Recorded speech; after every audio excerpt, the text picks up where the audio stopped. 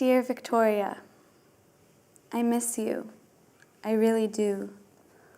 But I don't want to see you.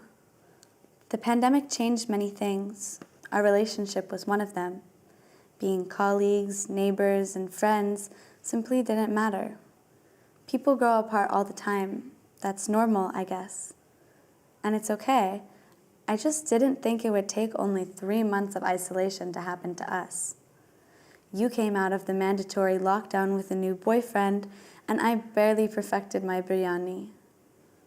What happened to us?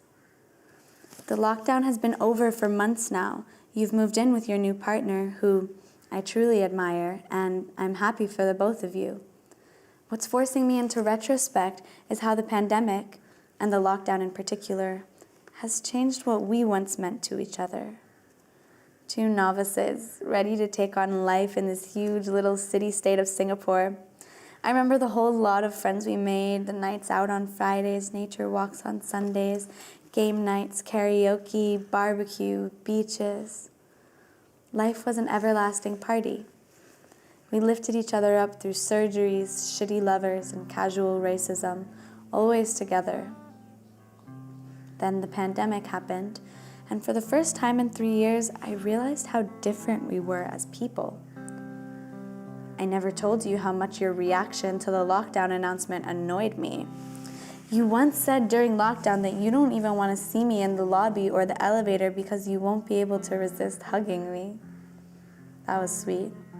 But soon after, such comments turned into rants and were only about one person, you. And I would think to myself, this is no World War II. We're quite literally in the safest country on the planet. Why can't she deal with it like an adult? Our employer paid 24/7 access to a professional therapist. Our colleagues sent us care packages of home-baked muffins, and our friends organized Zoom calls to socialize and play video games all the time. Why is she so ungrateful? I realize now that my thoughts were unkind. One should always choose kindness. But in that moment, pulling away from you felt easier than communicating. The truth is, I felt alone, but not just for the reasons you would imagine. When everyone expected me to be miserable because we were all isolating, I didn't. I was at a place in time where I needed a break from everything, and the lockdown came as a blessing in disguise.